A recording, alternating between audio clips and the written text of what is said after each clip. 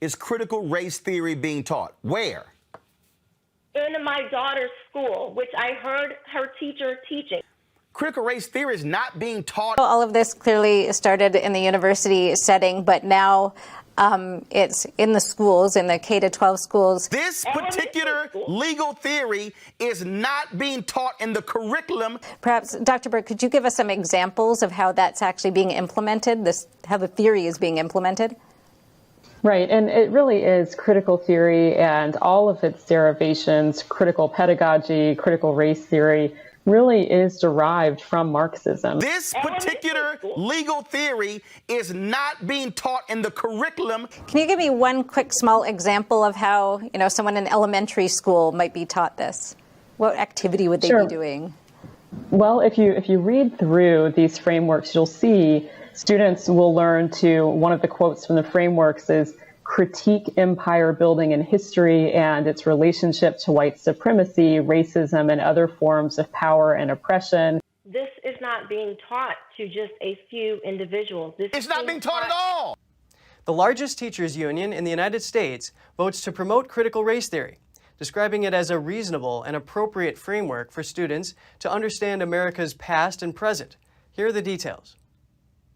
The National Education Association, or NEA, is furthering its support of critical race theory. It recently passed a resolution committing over $120,000 to advance its support for the theory known as CRT. But it's not being taught. Making up the largest U.S. teachers union, the organization vows to oppose attempts to ban the highly controversial 1619 Project. It claims the United States was founded on a racist nation. The new business item on its website calls it reasonable and appropriate for curriculum to be informed by critical race theory. Prior to the vote, the union approved another measure, this one seeking to research anti-CRT organizations. According to the NEA's website, the reason behind the measure is increasing opposition from organizations like the Heritage Foundation. The Washington-based conservative think tank hosts vocal opponents of CRT, including author and filmmaker Christopher Rufo. He's written extensively to expose CRT's Marxist origins, saying it undermines the foundations of American society and has infiltrated schools, businesses, and government agencies. As far as critical race theory, which is a separate issue, what I'm saying it's not being taught. This is being widely, yes, it is.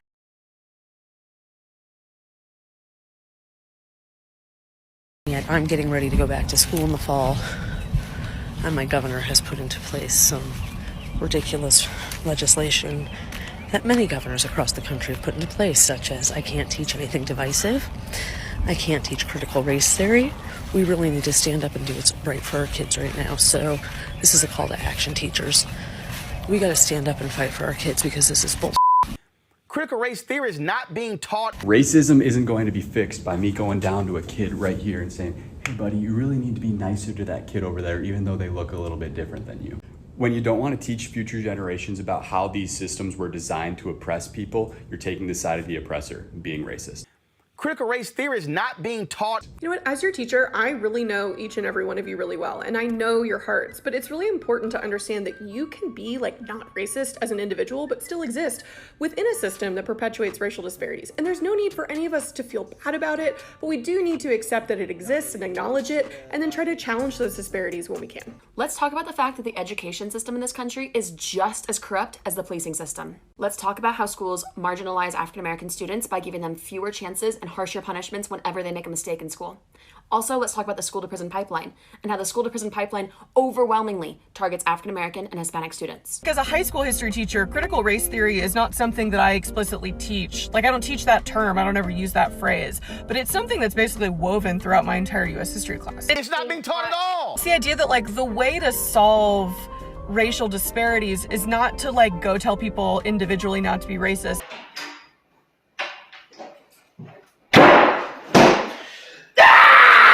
Critical race theory is not being taught. This theory make its way from universities, university-based colleges of education in particular, down to the K-12 classroom. It's on multiple levels. So it goes on and hits those themes over and over again throughout the grade levels. They are proposing a grant program that encourages schools around the country with money, financial incentive, to adopt what they're calling critical race theory. But it's not being taught. District 196 schools are quickly becoming a place where promoting activism is actually more important than promoting education. I'll take you back to my first day at RHS this fall. The principal came out and gave us a heartfelt speech about equality and standing together. He began to list countless races, such as Latino, Asian, expressing how much they matter and how important they are. But never once did he mention a race or identity that reflects me, or half the kids that were in the class. Now, members of the board, I know you haven't been to school in a while, and I know none of you, or most of you, don't have any kids left in the school district. But you must admit how uncomfortable it will be to be characterized just by your skin color on the first day of school, and be thought that you were wrong just because of your skin color. So I will never forget the look one of my friends gave me from across the room as we were sitting there listening to this blatant bias being expressed in the so-called equity statement by the leader of our school. To be clear, I don't need you to tell me that I matter, but hearing the condolences given to other races and leaving just one race out, inevitably you'll start to feel like you've done something wrong. And in our principal's attempt to unify us, he instead created unwarranted boundaries and barriers between his students, pitting us against each other based on characteristics that we can't control. Critical race theory is not being taught. In another separate instance, I was told that writing "All Lives Matter" on the whiteboard was political and could be seen as offensive. When I questioned the teacher after class, she told me that she didn't have an answer and she just had to erase it, and it was quickly erased.